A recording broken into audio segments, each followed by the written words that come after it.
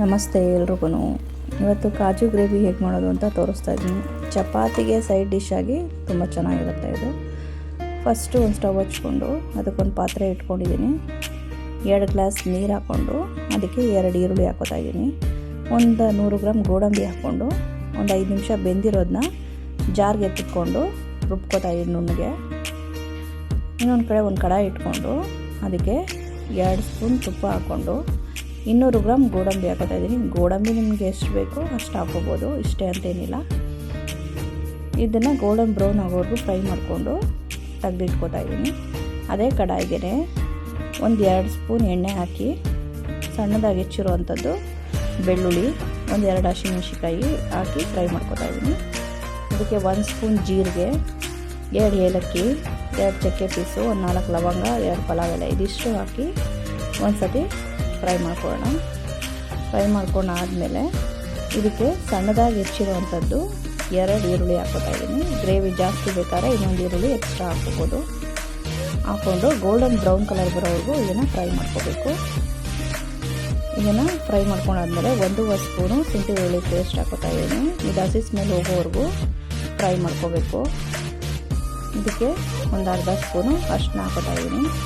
1 spoon ಹಸಿಮೆಣಸಿಕಾಯಿ ಪುಡಿ ಹಾಕ್ಕೊಂಡು ಒಂದು 2 ನಿಮಿಷ ಫ್ರೈ ಮಾಡ್ಕೋಬೇಕು. ಆಮೇಲೆ 1 ಸ್ಪೂನ್ ಧನಿಯಾ ಪುಡಿ ಹಾಕಿ ಒಂದು ಸತಿ ತಿರುಗಿಸ್ಕೊಂಡು ಅದಕ್ಕೆ 1 ಸ್ಪೂನು ಜೀರಿಗೆ ಪುಡಿ, ಒಂದು ಅರ್ಧ ಗ್ಲಾಸ್ ನೀರು ಇದಿಷ್ಟು ಹಾಕಿ ಒಂದು 5 ನಿಮಿಷ ಕುದಿಯೋದಕ್ಕೆ ಬಿಡಬೇಕು.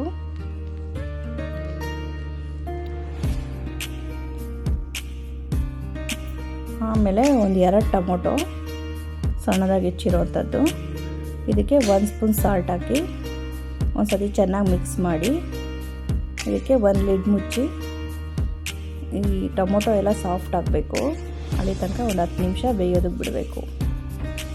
ಈ ಥರ ಎಣ್ಣೆ ಎಲ್ಲ ಬಿಟ್ಟು ಟೊಮೊಟೊ ಸಾಫ್ಟ್ ಆದಮೇಲೆ ಇದಕ್ಕೆ ರುಬ್ಬಿರೋ ಅಂಥದ್ದು ಹಾಕೋತಾ ಇದ್ದೀನಿ. ಈರುಳ್ಳಿ ಗೋಡಂಬಿ ರುಬ್ಬಿರೋ ಅಂಥ ಪೇಸ್ಟ್ನ ಇದಕ್ಕೆ ಹಾಕಿ ಮಿಕ್ಸ್ ಮಾಡ್ಕೋತಾ ಇದ್ದೀನಿ. ಚೆನ್ನಾಗಿ ಇದನ್ನು ಒಂದು ಸತಿ ಮಿಕ್ಸ್ ಮಾಡ್ಕೋಬೇಕು. ಮಿಕ್ಸ್ ಮಾಡಿ ಒಂದು ಲಿಡ್ ಮುಚ್ಚಿ ಬೇಯೋದಕ್ಕೆ ಬಿಡಬೇಕು. ಈ ಥರ ಎಲ್ಲ ಬೆಂದು ಸೈಡಲ್ಲಿ ಎಣ್ಣೆ ಬಿಟ್ಟ ಮೇಲೆ ಇದಕ್ಕೆ ಫ್ರೈ ಮಾಡಿರುವಂಥ ಗೋಡಂಬಿ ಹಾಕೋತಾ ಇದ್ದೀನಿ. ಹಾಕ್ಕೊಂಡು ಒಂದು ಸತಿ ಮಿಕ್ಸ್ ಮಾಡ್ಕೊಳ್ಳೋಣ. ಇದಕ್ಕೆ 1 ಸ್ಪೂನು ಗರಂ ಮಸಾಲ, 1 ಸ್ಪೂನು ಕಸೂರಿ ಮೇಥಿ ಹಾಕಿ ಇನ್ನೊಂದು ಸತಿ ಚೆನ್ನಾಗಿ ಮಿಕ್ಸ್ ಮಾಡ್ಕೊಳ್ಳೋಣ.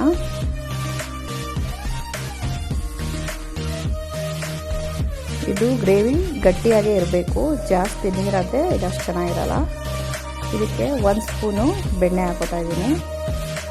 ಹಾಕ್ಕೊಂಡು ಒಂದ್ಸತಿ ಚೆನ್ನಾಗಿ ಮಿಕ್ಸ್ ಮಾಡ್ಕೋತಾ ಇದ್ದೀನಿ. ಒಂದು ಲಿಡ್ ಮುಚ್ಚಿ ಒಂದು 5 ನಿಮಿಷ ಕುದಿಯೋದಕ್ಕೆ ಬಿಟ್ಬಿಡಬೇಕು. ಈ ಥರ ಕುದಿದು ಈ ಥರ ಗಟ್ಟಿಯಾಗಿರಬೇಕು ಗ್ರೇವಿ. ಇದಕ್ಕೆ ಒಂದು 2 ಸ್ಪೂನು ಫ್ರೆಶ್ ಕ್ರೀಮ್ ಹಾಕೋತಾ ಇದ್ದೀನಿ. ನಿಮ್ಮ ಮನೇಲಿ ಹಾಲು ಬೇಕಾದ್ರೂ ಹಾಕೋಬೋದು, ಫ್ರೆಶ್ ಕ್ರೀಮ್ ಇಲ್ಲ ಅಂದರೆ. ಹಾಕ್ಕೊಂಡು ಒಂದು ಸತಿ ಚೆನ್ನಾಗಿ ಮಿಕ್ಸ್ ಮಾಡ್ಕೊಳ್ಳೋಣ. ಇದಕ್ಕೆ ಕೊತ್ತಂಬರಿ ಸೊಪ್ಪು ಹಾಕ್ಕೊಂಡ್ರೆ ಕಾಜು ಗ್ರೇವಿ ರೆಡಿ. ನಿಮ್ಮ ಮನೇಲೂ ಟ್ರೈ ಮಾಡಿ, ಹೇಗೆ ಬಂತು ಅಂತ ಕಮೆಂಟ್ ಮಾಡಿ. ಇಷ್ಟ ಆದರೆ ಲೈಕ್ ಮಾಡಿ. Thank you.